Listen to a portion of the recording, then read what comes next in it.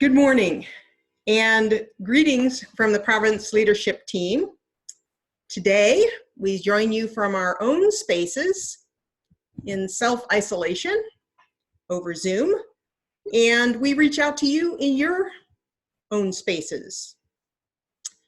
Though physically distant, we want to feel personally close, personally connected.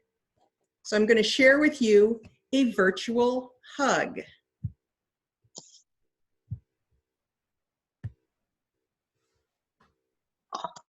Aww. Aww. So we find ways of really reaching out and feeling that connection with one another. I want to start today with prayer, and I'm going to turn to the prayer on the front of the PNN, which you should be receiving or may have already received. And it's also in Margaret's article. So I'm going to share that now. Let's see here, where is it? There we go. Share screen. So it's on the front of the PNN here, a lovely prayer. And then Margaret makes a nice connection in her article, in her opening little letter. And so we're going to pray that together and invite you to join us. My God, I breathe out my fear, and I breathe in your strength. I breathe out my confusion and breathe in your peace. I breathe out my resentments and breathe in your love. I praise you with every breath I take.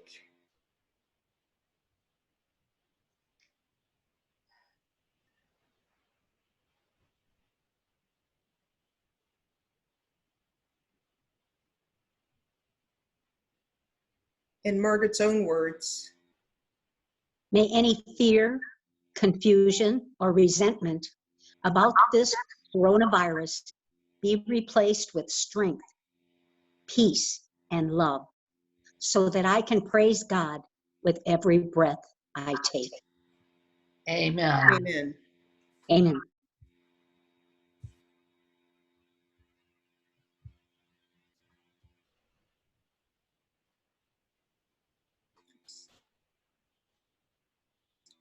I'm going to get my script here. So we wanted to reach out again to you, let you know that we're working together to keep the essential work of the province moving along.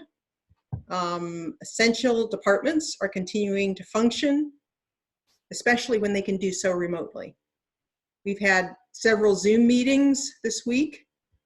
The PLT got together. We got together with the council. Department heads met, and the CRT, the Coronavirus Response Team. In the CRT, we're discussing the current measures that we're taking to keep the community safe and also to protect the dear neighbor who may also be suffering with this, and our frontline healthcare workers as well.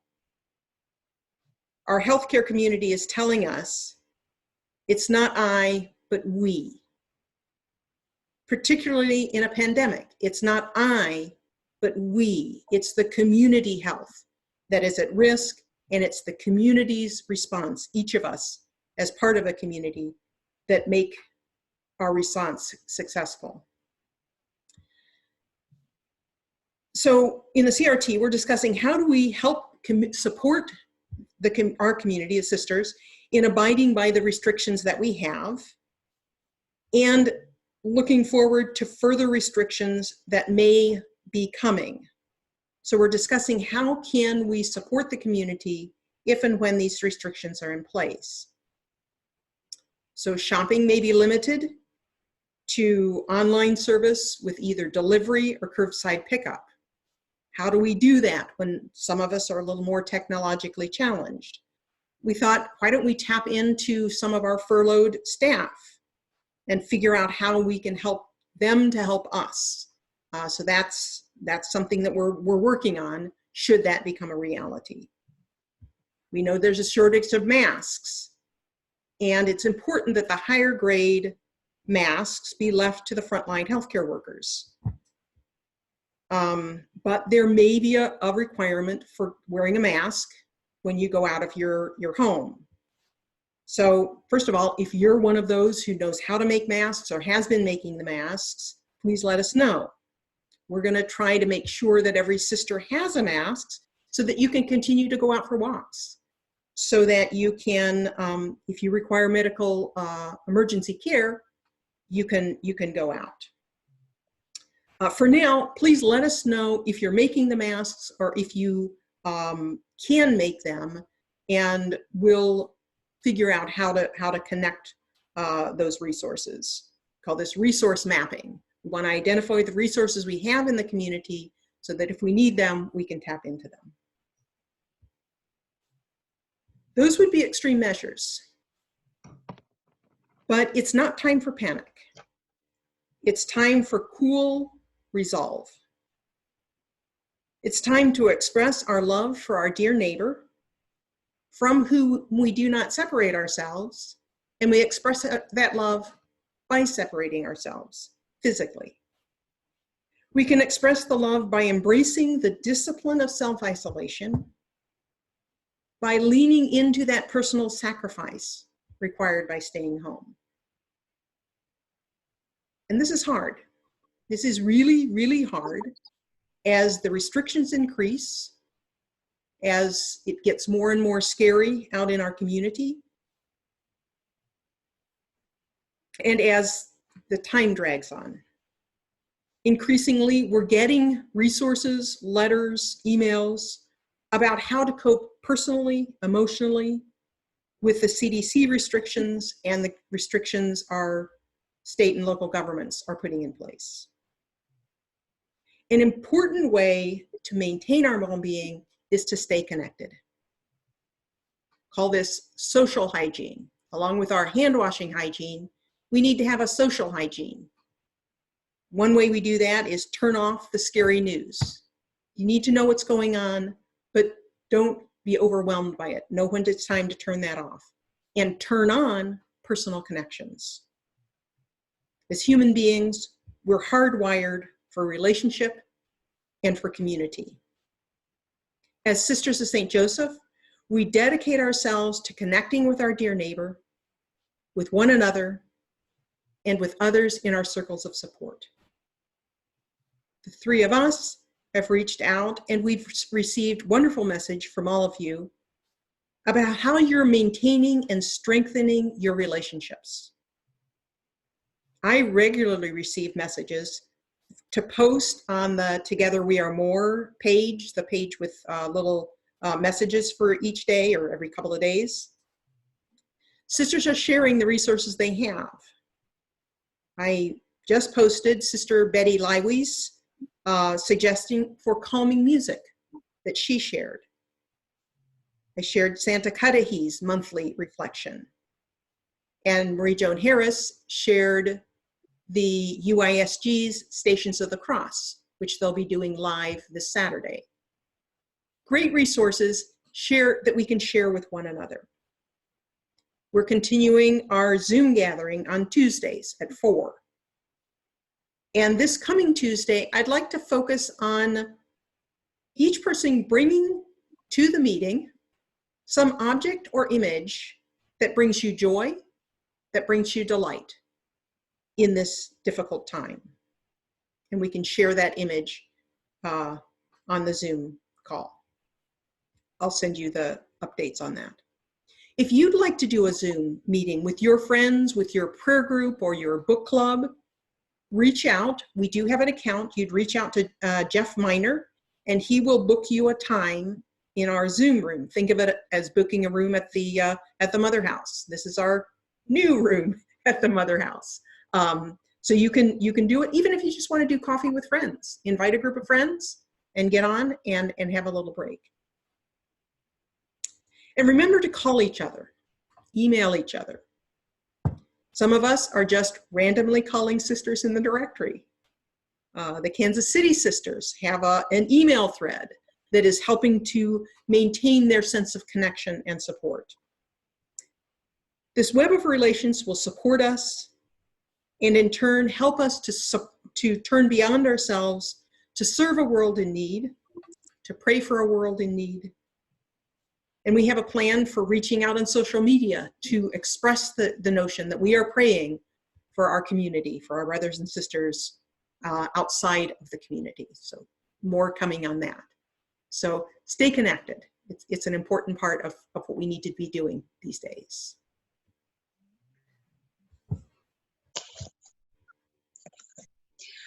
Sisters, how are you doing? Now, being a former teacher, I gave a moment for you to reflect on that. But how are you doing? This is my little corner of the world. You have your little corner of the world. How are you doing with it? Remember the 3 R's. Gotta have a hook. Rest. You know, sleep is very important for one's health. So be sure to get enough rest. It's okay to take a nap. I fully support that. Relax. We're not in control. I'm not telling you anything new. Reflect. We experience many blessings. And this is a hidden blessing if we consider and embrace the moment of our non-control. Remember your dear neighbor, those that you know and those that you don't know, and respond. Stay at home. So 5 R's: rest, relax, reflect, remember, respond. Now, what if a sister gets sick? We have a plan. We've been in conference with each other, the PLTC, and then also with Patty Lindauer. And this is what we know we will do, and we will further determine when we get a particular case. The important thing is that we have a culture of diversification, of individual response, of conviction, of being. And so we're not going to change that, are we? But the whole thing is that our general plan is to follow the CDC recommendations and then know that we're together. So CDC says contact your doctor. Your doctor will give you instructions from what you share with your doctor. And then if you get tested, of course, you'll continue your self-isolation. If you have a mild case, you will continue living at home and taking care of yourself, maybe getting some kind of assistance. If you have a more severe case, you will go to the hospital. What happens after the hospital? Well, Nazareth is prepared in their McGovern building to respond to coronavirus victims. And so know that that would be our typical response. We have an option for all of this. So it depends on the severity, the particular circumstances for the sister. You please contact Health and Wellness because Patty Lindauer and her team are doing gargantuan works. And I want to have a shout out to them. Thank you, team. Thank you, Patty. Thank you for all that you are doing and willing to do. And so the whole thing is we have the means to help people navigate. We are so blessed. We are not alone. We have each other. Please be proactive. Call someone. It's going to be as good for you as it is for them. Receive calls. You know, be happy someone called you. And please remember, we are loved. We are loving. And I love you.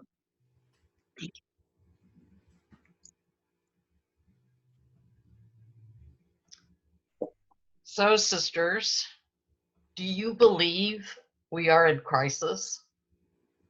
Do you believe our world will be totally different? Do you believe that life today will remain for quite a while? We are in crisis. Our world is in crisis. Our country is in crisis. Every person, all people are in crisis. Just look around. Our streets are empty. Our restaurants and stores are closed.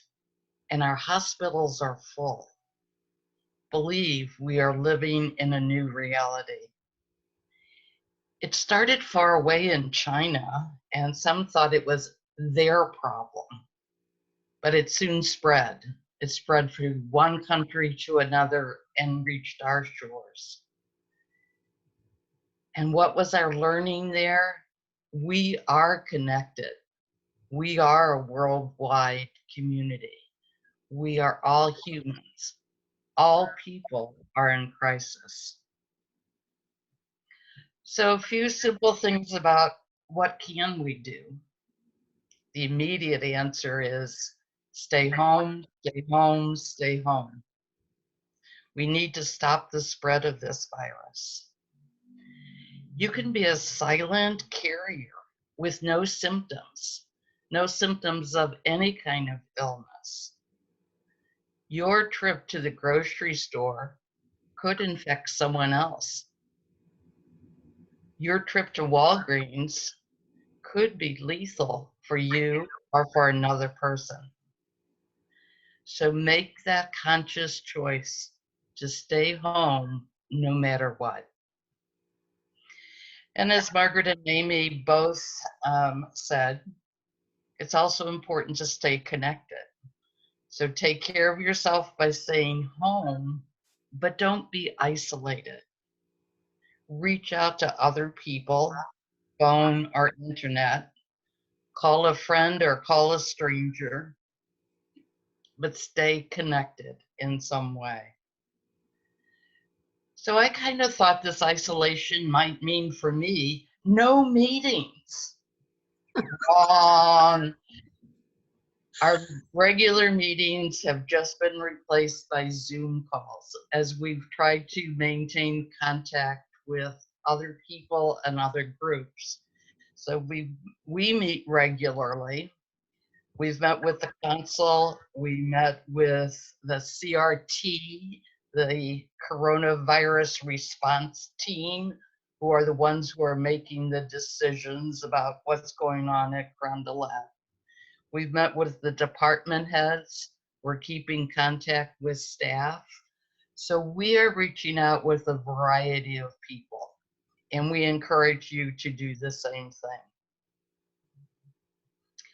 So the last thing that you can do is the hallmark of religious women, and that is to pray.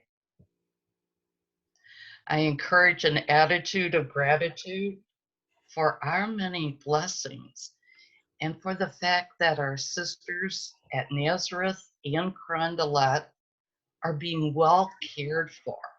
What a blessing is that?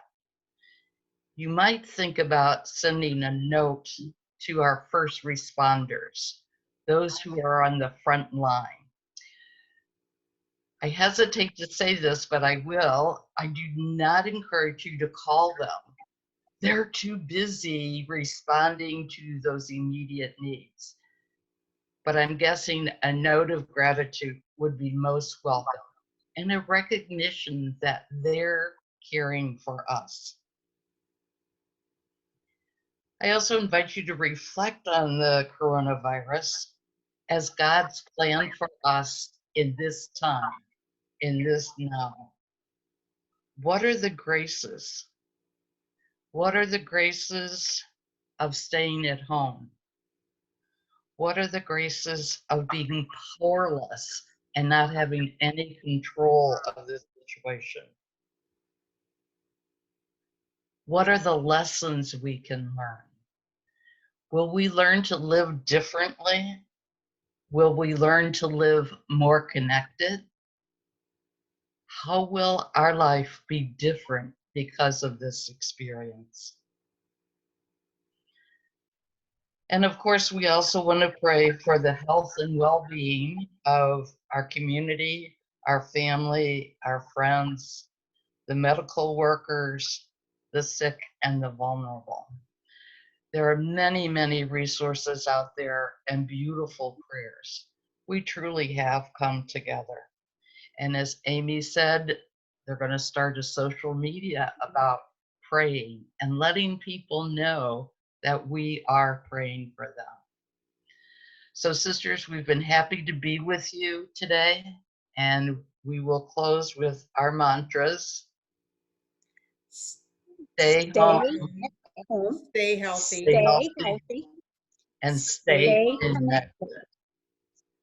Thank you.